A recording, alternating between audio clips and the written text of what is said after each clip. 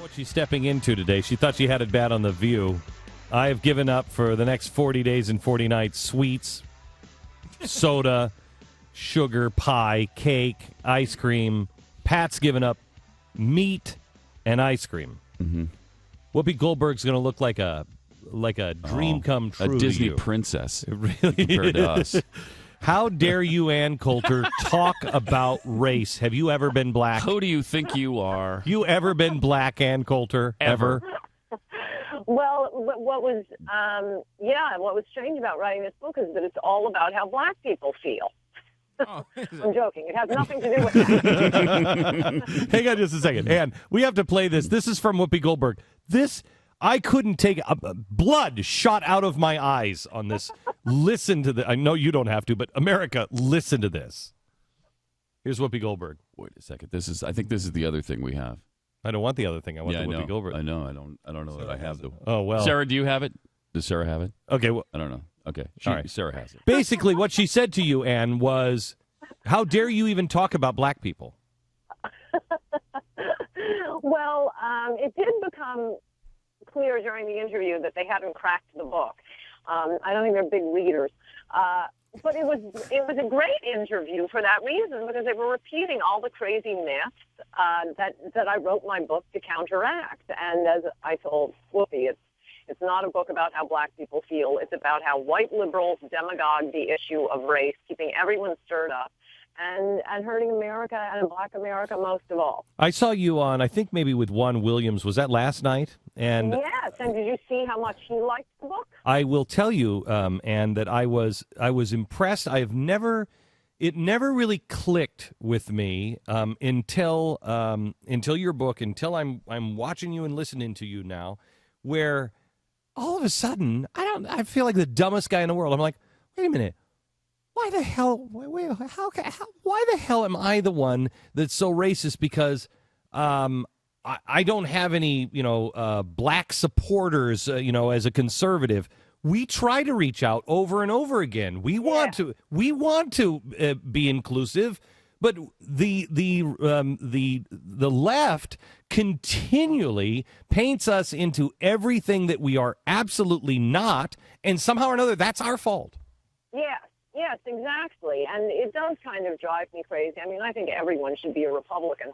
But traditionally, blacks were Republicans because Republicans fought a civil war to end slavery. For the next 100 years, kept introducing civil rights legislation that was shot down by the Democrats. Our platforms had anti-lynching legislation, anti-poll tax legislation, public accommodation legislation. Our Republican platform in 1956 endorsed Brown versus Board of Education. The Democrat platform did not. In fact, that very year, they ran a segregationist on their ticket. All the segregationists were Democrats, and they were not conservative Democrats, as we're always told. They were dyed-in-the-wool liberal Democrats, and they're still being honored by Democrats like Bill Clinton, who slapped Orville Faubus on the back at Clinton's first gubernatorial inauguration and invited J. William Fulbright, an extreme segregationist. William Fulbright voted against the Civil Rights Acts of 57 and 60, pushed by Eisenhower, of 64, 65. He signed the Southern Manifesto, and Bill Clinton gave him the Presidential Medal of Freedom, and at the speech commended Fulbright for teaching Americans to see Russians as people too. Yeah, well, we couldn't see black Americans as people too. And this is the history of our party, that the roles have been reversed. As I said in my column this week, someday when America, society comes to an enlightened understanding of the evil of abortion, as they did with slavery, liberals are going to reverse the history of that too, and suddenly Republicans are going to be the pro-choicers while Republicans fought to save little baby fetuses sleeping in their mother's womb. It's just a completely inverted history. So how does that happen? I mean, I know that you talk about the history and you take it all the way to today, but how do you, first of all, they've erased everything that we were, but now they're starting to say, well, the party of Lincoln, but he would be so ashamed of you. No, he'd be ashamed of you. Frederick Douglass would be ashamed of the people on the left. Ashamed. He would tell them to run as fast as they can. From Frederick Douglass in my book that was cited in a Clarence Thomas opinion, where he says something to the effect with, White people keep asking what to do with us. What do you do with black people? And I'm telling you, just leave us alone. Let us stand on our own 2 feet. Your doing with us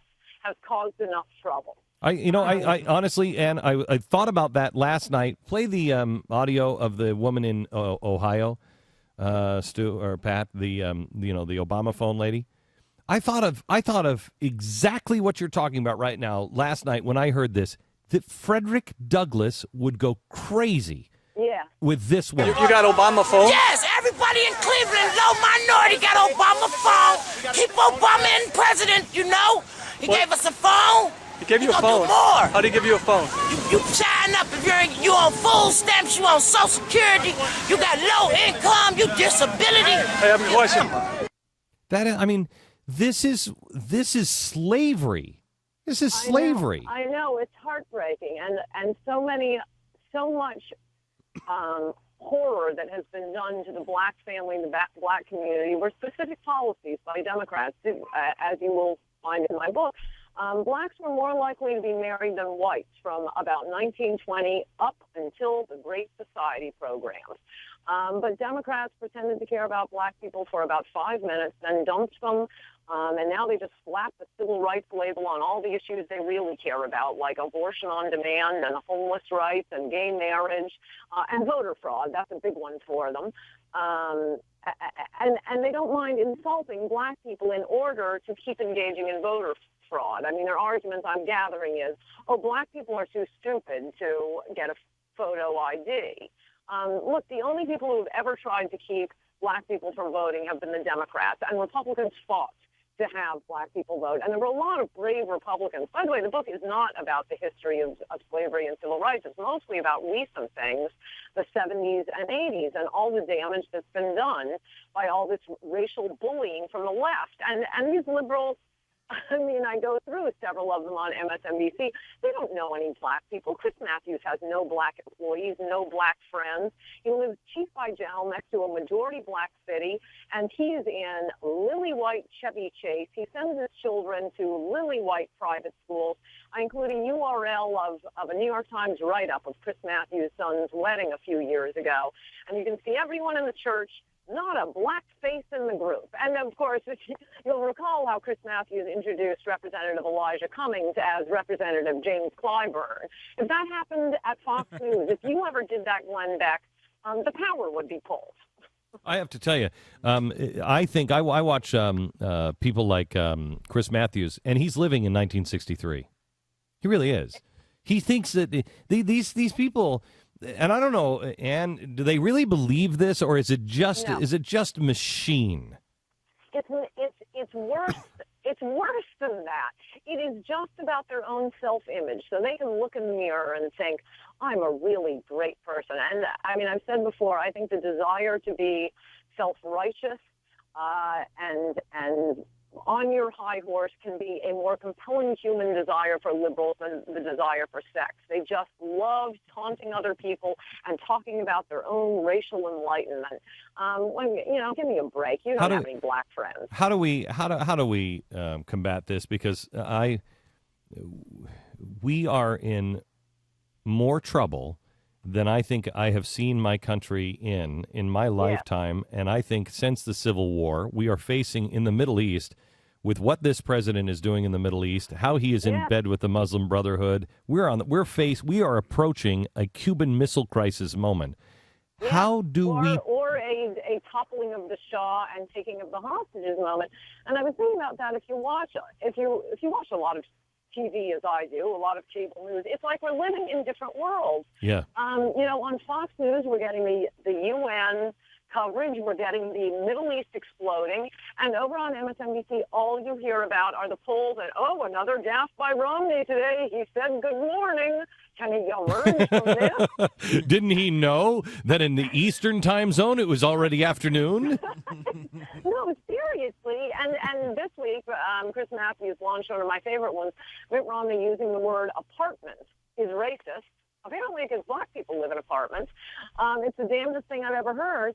And it would be as if, because you see what's going on in the Middle East, and it does kind of remind you of the 1980 election, it would be as if during the 1980 campaign, the media was refusing to report on the hostage crisis. Exactly right.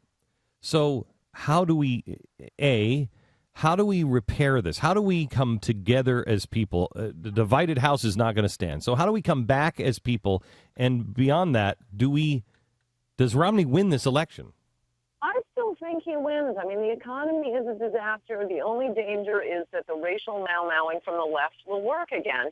I think Obama or any Democrat would have won in 2008, no matter what. We were running John McCain. The economy collapsed right before the election, but it is a fact that more white people voted for Obama than have voted for any Democratic candidate for president for nearly 40 years. They must have felt guilty about something. I have no racial animosity, so I was free to vote for the Republican. But the point of this book is to remind people that racial bullying has never produced anything good. It produced New York City as Dante's inner circle of hell under David Dinkins, rescued by Rudy Giuliani, because luckily New Yorkers didn't fall for it again. And Bill Clinton came to New York City when Dinkins was running for re-election and accused New Yorkers, of the ones who were not going to vote for Dinkins, of racism. Are you concerned? And luckily that didn't work. Are you concerned at all? Because honestly, the TSA is now stopping people, and they're saying freeze, and then you just have to stand there while they do their little drills and all these things that are going on. And the way people, they say something about you're a racist or whatever. At least today, and luckily it's only today. I'm just to the point where it's like, go to hell. I don't really I don't give a flying crap about what you call me or what you say. Go to hell. Yeah, that's very healthy. That's why. Is it healthy? The argument of my book is that the world changed for the better after the OJ verdict. So that was when the white guilt bank shut down. And it was the best thing that ever happened to Black America, because they weren't treated like children anymore. And suddenly you saw this flowering of actually talented Black people.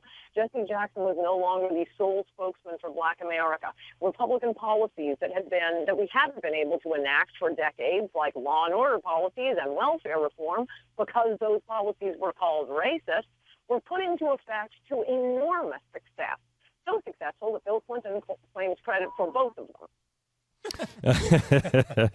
Ann Coulter, it is always a pleasure to talk to you, and you're one of the smartest and bravest people out there, and I appreciate you out there pitching every day. And Ann's going to be on with us. And now I'm going to have to give up something for the next 40 days. Well, I don't know. Are you're a praying person, aren't you? Yes, I am. Yeah, pray. And that's a good idea. I mean, when Pray you said to it, I God. thought I got to give something up. You're right. Yeah, not a sandwich, because you're thin enough. You're thin enough. All right. I don't think I can give up watching MSNBC. No, yeah, I gave that up. I recommend it for others, but it's just funny for me. All right, and you're going to be on with us all the way through November 6th, and I appreciate it, and God bless. The name of the book is Mugged: Racial Demagoguery from the 70s to Obama by Ann Coulter. Well worth the read. Thank you very much, Ann. Talk to you. Thank you, Glenn. Bye-bye. Bye-bye. Oh, man.